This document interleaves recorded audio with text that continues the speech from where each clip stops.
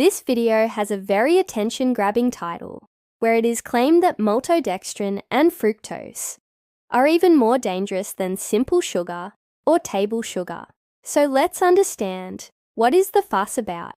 First of all, we will discuss what is maltodextrin and fructose, and then we will see how true are the claims made in this video. We will try to answer the question whether or not we should avoid fruits and fruit juices because of fructose.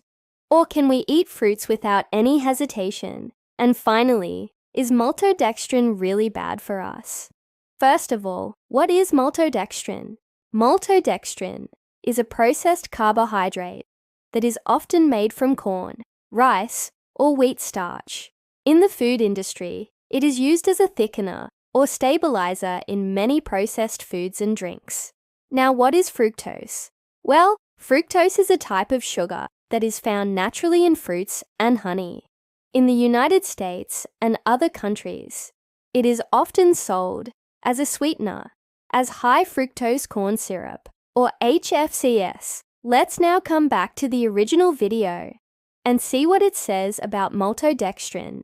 It says that maltodextrin is very bad for our bodies because, first of all, it can cause sudden and very high blood sugar spikes. And here the presenter cites one study, but we know that there are multiple studies that show the same result. Well, this is partly true. Maltodextrin can have a very high glycemic index between 100 and 130. In comparison, the glycemic index of table sugar is around 65. So yes, maltodextrin can cause higher spikes in blood sugars as compared to table sugar. The second claim is that maltodextrin can negatively affect our gut bacteria. This is also true to some extent. Some research suggests that maltodextrin may promote the growth of certain pathogenic bacteria, like E. coli salmonella, so it can change the composition of gut bacteria. But we cannot say for sure whether this is good or bad. Now let's talk about fructose. The video says that fructose is more dangerous than other sugars because most of the fructose that we consume is in the form of high fructose corn syrup. It is an extremely cheap sweetener that is used in almost all of the processed foods, like soft drinks, candies, jams, etc. High fructose corn syrup is mostly composed of fructose. According to the Center of Science in the Public Interest, Americans consume an average of 60 pounds of added sugars every year, and more than half of that is in the form of HFCS, so that is a lot of fructose. One of the main concerns regarding fructose is that it may cause liver problems when consumed in large quantities. Like we talked about earlier, fructose is a type of sugar that is found naturally in fruits, so eating a piece of fruit occasionally is definitely not going to harm anyone. But when it is consumed in excess in the form of high fructose corn syrup, it may be linked to fatty liver, obesity, and insulin resistance. Here is how it happens. Fructose is metabolized primarily in the liver. Normally, our body breaks down the carbohydrates into smaller molecules, like glucose, and then uses them for energy. But fructose is different. It is metabolized through a different pathway, and this pathway is limited and gets easily saturated. So when we consume too much fructose, especially in the form of HFCS, the liver becomes overwhelmed and starts converting excess fructose into fat. This fat accumulates in the liver and causes fatty liver disease. Insulin resistance is another problem. As the liver becomes overloaded with fructose, it starts releasing small fat molecules into the bloodstream. This leads to the development of insulin resistance, and the situation gets worse and worse and can eventually lead to type 2 diabetes and heart disease. The video also says that fructose does not directly affect insulin, so it does not raise the blood sugar right away, and you don't feel hungry after eating it. That is why it is even more dangerous. This is also true because fructose does not stimulate the release of insulin directly. But that doesn't mean that it doesn't have any effect on insulin. One study showed that consuming high fructose corn syrup can increase insulin levels by up to 300%. So yes, it does affect insulin, but it is a slow process that occurs over time.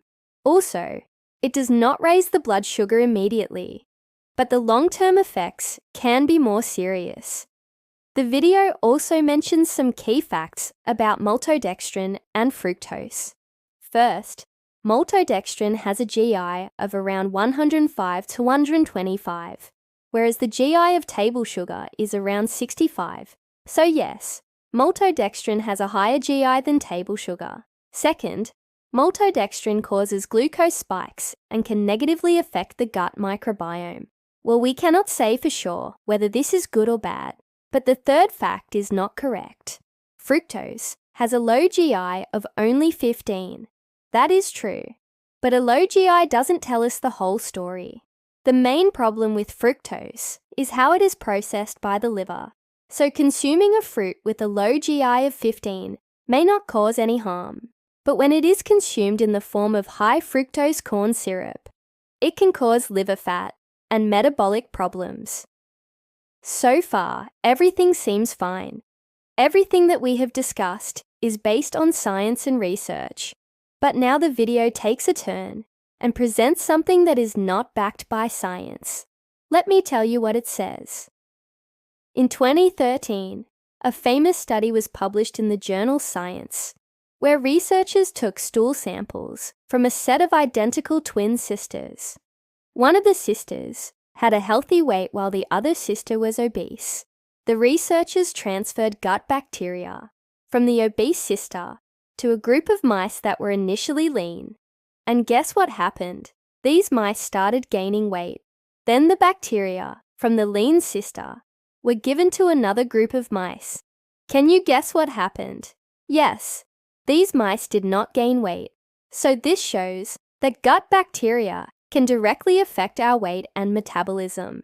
This is scary, isn't it? Well, the problem with this argument is that it is out of context. The video claims that it proves how maltodextrin and fructose can negatively affect our bodies. But there is no connection between the two. That study was about gut bacteria and their effect on weight. It does not say anything about fructose or maltodextrin. The video is trying to scare you by bringing up this irrelevant study. I am saying this because this is not the first time someone has tried to scare people by twisting the facts. There was a similar video posted on YouTube in 2018. I made a detailed video in response to that. You can watch it here. So to summarize everything, is maltodextrin and fructose bad for us? The answer is yes, but also no. It all depends on how much of it you are consuming. Consuming moderate amounts of fructose in the form of fruits is safe. It does not cause any harm, and the same goes for the fructose in the form of honey. In fact, some research suggests that the fructose in the honey may be beneficial for gut health. The problem arises when we consume excess fructose in the form of high fructose corn syrup.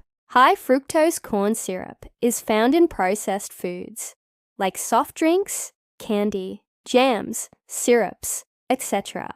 Most of the fructose that we consume in the United States comes in the form of high fructose corn syrup, and according to the Center of Science in the Public Interest, Americans consume an average of 60 pounds of added sugars every year, and more than half of that is in the form of high fructose corn syrup. So you can imagine how much fructose is consumed in the US. High fructose corn syrup can cause fatty liver, obesity, insulin resistance, type 2 diabetes, and heart disease. Maltodextrin is another ingredient that is found in many processed foods. Maltodextrin is a processed carbohydrate that can cause rapid spikes in blood sugar and may negatively affect gut bacteria. But we cannot say for sure whether this is good or bad. So what should we do? Well, the solution is quite simple. Just avoid processed maltodextrin and high fructose corn syrup. Natural fruits should not be avoided. They can be safely eaten in moderation. Some people say that they cannot differentiate between a natural fruit and a synthetic fruit, like an apple or an applesauce. Well, it is easy to tell the difference between them. If the fruit is in its whole natural form, you are fine. But if it is in the form of a syrup, nectar, or juice, you should think twice before consuming it. For example, eating an apple is fine, but consuming apple juice is not. Apple juice is basically just concentrated fructose. Eating a piece of apple provides the same amount of sweetness with a lot of fiber and nutrients. But apple juice does not have any fiber, and you will end up consuming more calories without feeling full. Some key takeaways from this discussion are: 1. Avoid processed maltodextrin. 2. Avoid excess fructose in the form of high fructose corn syrup. 3. Eat natural fruits without hesitation. Fruits with a low GI like apples, berries, cherries, oranges, etc. are better options. 4. Gut health is crucial for overall health.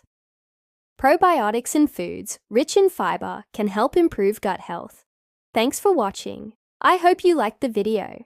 If you did, please give it a thumbs up and share it with your family and friends. Also, don't forget to subscribe to get notified whenever I post new videos. Thanks again for watching. I will see you in the next video.